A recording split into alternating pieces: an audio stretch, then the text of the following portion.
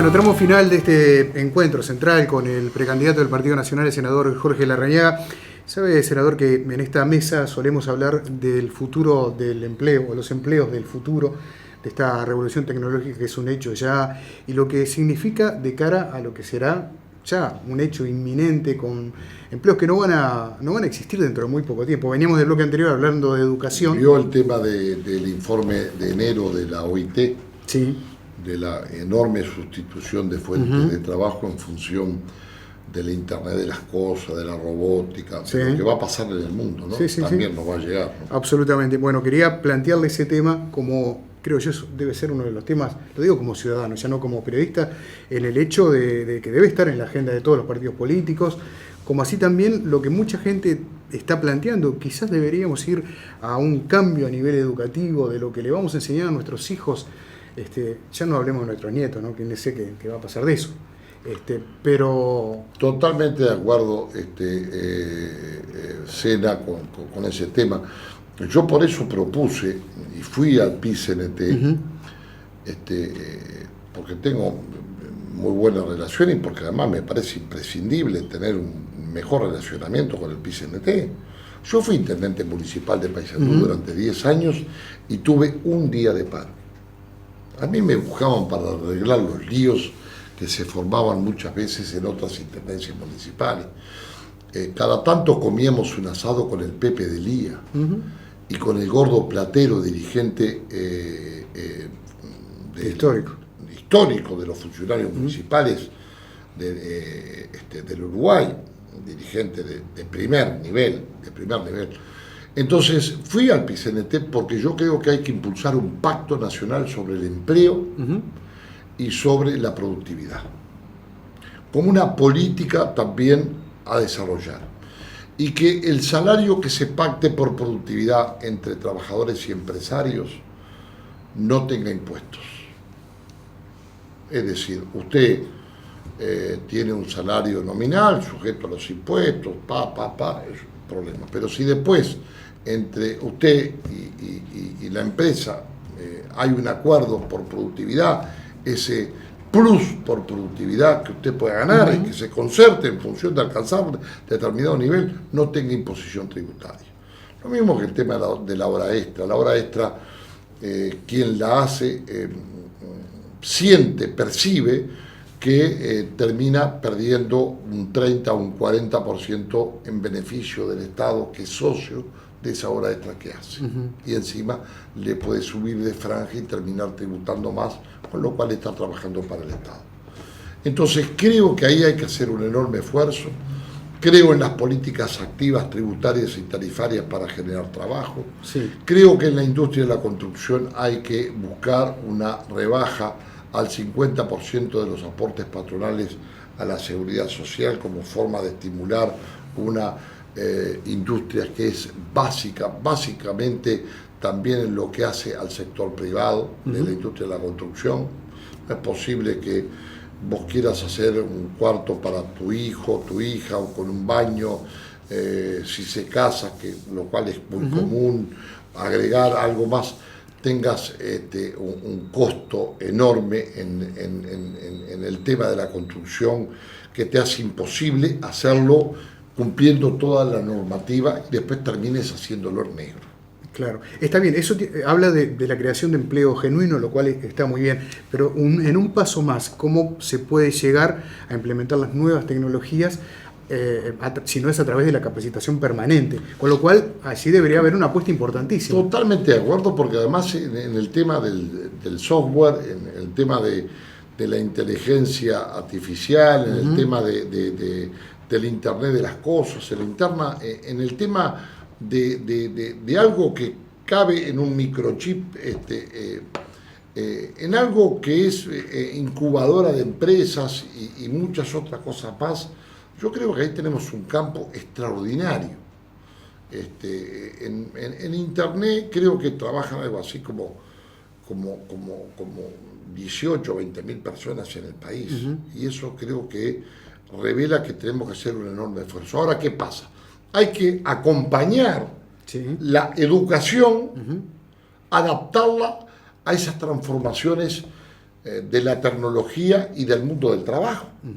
Porque, digo, hace 30 años para manejar un tractor no teníamos que tener ningún conocimiento de nada. Hoy para manejar un tractor o una cosechadora hay que tener conocimiento de computación, hay que manejar el GPS, hay que saber cómo se va a fumigar, cuánto se va a fumigar, nada más que en el tecleo de una computadora que va en la cosechadora o en la sembradora o en el tractor. Entonces, creo que hay que hacer un esfuerzo enorme en la educación para ir ganando tiempo y preparando gente. En el mundo del trabajo está comprobado que la relación producto va en relación con la relación de la educación, con el crecimiento de la educación.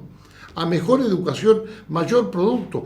A mejor educación, mejores perspectivas de que el trabajador pueda tener mejores puestos de trabajo. Claro, hoy un gremio, un sindicato, una federación en realidad, como la Federación de Trabajadores de Comercio y Servicio, la FUESIS, que debe haber sido uno de los primeros sindicatos a los que les pegó fuertemente este cambio tecnológico, porque ahí estamos hablando desde haber suplantado cajeras en supermercados, personal de servicio en porterías, en fin, una cantidad. De edificios, sí, una cantidad. Ellos hablan de la apuesta permanente a esa reconversión y esa apuesta a estudiar, a trabajar, a buscar por allí la posibilidad de un nuevo empleo. Y también dejan planteado siempre quién se hace cargo de esa de pagar esos acuerdos, ¿no? De perfeccionamiento, de capacitación. Bueno, perfecto, pero por ejemplo, el Estado tiene que estar presente, los sindicatos tienen que estar presentes, el PICNT tiene que estar presente.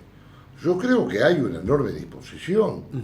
Yo creo que hay voluntad desde el sector político, desde el sector empresarial y desde el sector de los trabajadores. Ahí tiene que haber una convergencia. Ahí tenemos que hacer un pacto nacional. No podemos entrar en la bobera de pelearnos por una caja de fósforo. Podemos decir, bueno, vamos a pelearnos por estas cosas, pero por estas otras no. Porque si no vivimos peleándonos y el país se tranca, se frena y no avanza para nada. Si usted es presidente, va a mantener los consejos de salario. Sí. Hoy es viernes. El martes en la OIT hubo una resolución que colocó a Uruguay en una lista de 20 países que están en materia de revisión, particularmente por los denominados consejos de salario, donde se habla de que el Estado no debería estar mediando. Pero básicamente también por la ocupación de los lugares de trabajo. Sí, también los piquetes, también está presente. No, yo creo que ese es el elemento determinante por el cual estamos en el reclamo empresarial, en esa famosa lista negra en la cual se nos colocó el martes. Yo soy partidario de mantener los consejos de salario. Radicalmente se lo expreso. Me parece que los consejos de salario son una maquinaria que tiene que tener un Estado neutral, garante, responsable. Ahora, si va a tocar un platillo de la balanza para un lado, permanentemente inclinándolo, entonces se complica, porque ahí las cosas se transforman en algo mucho más complejo. Yo creo que los consejos de salarios pueden ser una herramienta también para buscar una paz sindical, para buscar respuestas, para buscar ese pacto nacional sobre productividad, para buscar también respuestas, entendimientos en políticas laborales de formación profesional, de capacitación profesional, de reconversión de los trabajadores, porque de lo contrario, ¿qué vamos a hacer con los trabajadores? Que pierden su trabajo porque pierde esencialmente lo que significa el trabajo desempeñado a lo largo, yo que sé, de 20, 25 años de la vida de una persona. Y después con 50, ¿qué hace? No sabe qué hacer, o a dónde va, quién lo toma, qué rumbo agarra para buscar un trabajo. Y ahí tenemos un problema y tenemos que adelantarnos a eso, porque eso ya está, esas balas se están picando en la puerta del rancho nuestro. Tenemos que entenderlo a eso y no quedarnos en discusiones que involucran prejuicios ideológicos de quién tiene más o menos razón, porque o avanzamos todo o no defendemos el trabajo, porque sin inversión es difícil que haya trabajo. Sí, parece claro que cuando un país necesita crecer debe apostar a la inversión extranjera, a la creación de obra pública y quizás en menor medida al tema de las exportaciones. Bueno, Esa pero trilogía... no puede ser necesariamente así, porque si no, entonces le estamos dando siempre todo a la inversión extranjera y no le damos a la producción nacional. Ahí va la otra pregunta. Hablando de producción nacional, una empresa de alguna manera importante en Uruguay, por lo que significa desde el punto de vista estratégico, pero también por lo que ha acontecido, que todos ya conocemos de los últimos tiempos. Y estoy hablando de ANCAP. Si usted fuera presidente, ¿qué cambios implementaría en ANCAP? Bueno, un mejor gobierno de esa empresa pública, ¿no? Porque lamentablemente... ¿Pero es todo un tema de gestión? ¿Cree usted solamente gestión? Y hay un problema de gestión y de capacitación en la gestión y de malas inversiones y de malas decisiones empresariales. Fíjese, el horno de Paysandú de la cementera no se pudo instalar porque se precisaban, creo que $80 millones más. Sí. Ahí está envuelto en las cajas. Una inversión millonaria en dólares que supone una mala decisión empresarial. La cementera, creo que en el último año terminamos perdiendo $7 millones. Teniendo, bueno, prácticamente la propiedad del mercado. Entonces, tenemos que hacer eficientes las empresas públicas. No podemos tener hierros de tal naturaleza que determinaron un déficit cercano a los $1.000 millones en la administración del periodo anterior de ANCAP, en el gobierno anterior, en el periodo 2010, 2015, 2014. Esta es una realidad. Yo no quiero recrear y darle con la manija y la matraca, pero esto es así. Entonces, ahí tenemos problemas de gestión, problemas de decisiones empresariales y tenemos también, digámoslo todo, nosotros publicamos un trabajo de Juan Andrés Ramírez y Carlos del Piazzo sobre la huida del derecho administrativo que se ha proyectado dar desde hace años, teniendo, yo qué sé, 200 empresas paraestatales y sociedades anónimas, hijas de empresas públicas que funcionan con capital público, pero bajo el régimen del derecho privado para escapar a los controles del derecho público. Entonces, eso termina en falta de control,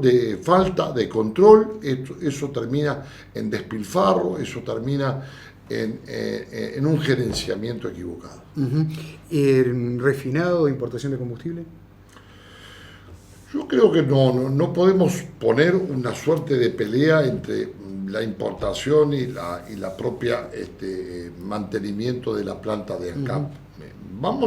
Tenemos que hacer lo que sea más beneficioso para el país, sin perder el norte con respecto a lo que significa la orientación estratégica en lo que hace a la propia empresa ANCAP. ¿Eso incluye la soberanía de ANCAP?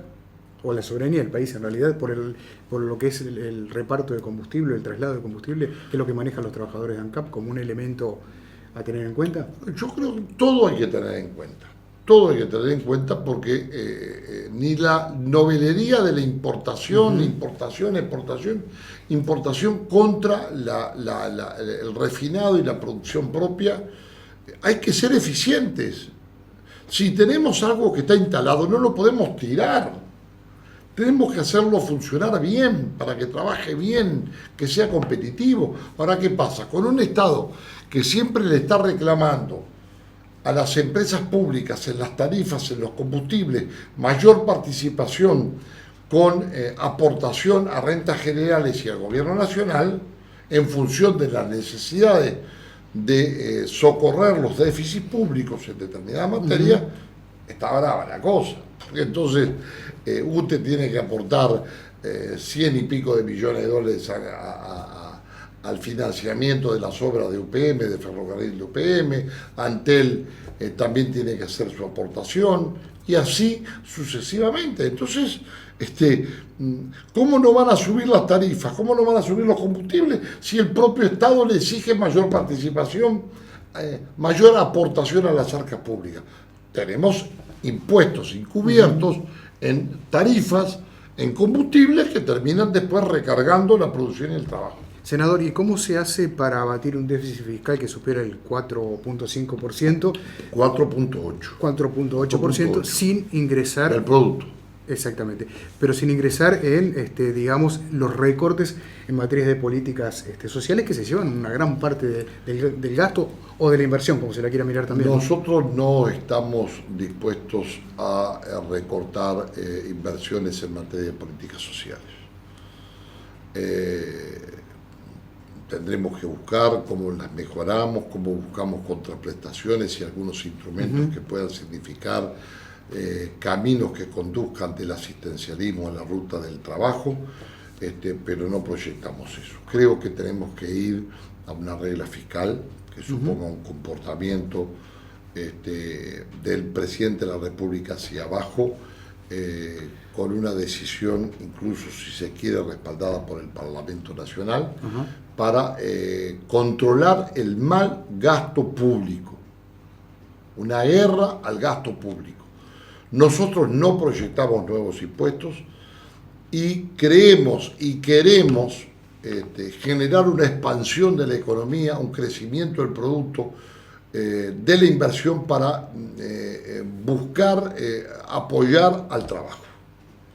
Y entonces, en un plan de política económica y fiscal sostenible en el tiempo, decirle a los organismos internacionales de crédito, las agencias calificadoras, decirle: tenemos un plan fiscal, económico, sostenible, que proyecta reducir el déficit, por ejemplo, en un 50%. Ahora, no más impuestos, porque me parece que sería seguir retrocediendo. Ya hay quienes arrancan punteando para decir, bueno, no hay que subir tal o cual impuesto. Sí. El gobierno ya debiera hacerse cargo. Ahora, en este momento, debiera hacerse cargo. Y no hacer tantos pronósticos, porque todavía le quedan 7, 8 meses de gobierno al gobierno de la República. Senador Larrañaga, ha sido un gusto realmente tenerlo esta noche por aquí. Muchísimas gracias. Nos quedaron muchos temas. Puntos en el tintero. Usted me anunció algunos temas, pero que después nos tocó. Por ejemplo, no hablamos de la intención del Poder Ejecutivo de sacarle las armas a los policías que no están. Es una propuesta que todavía no está definida, ¿no? Es un enorme error que va contra la ley de procedimiento policial y que va a señalar a los policías, y los chorros y los delincuentes saben quiénes son los policías, en dónde viven, y bueno, van a saber que no tienen armas. Me parece que es un error del gobierno. Bueno, lo invito con otro vaso de agua en el próximo encuentro, si le parece bien. Muchísimas gracias, Sena, y gracias por este encuentro, y bueno, felicitaciones por tu programa, y también vuelvo a reconocer la condición periodística de este gran periodista que tiene el país, que es José Pepe Sena. Bueno, me deja sin palabras. Yo simplemente me despido. Les agradezco como siempre la deferencia y nos vemos el próximo viernes aquí en la pantalla de la Televisión Pública de Uruguay.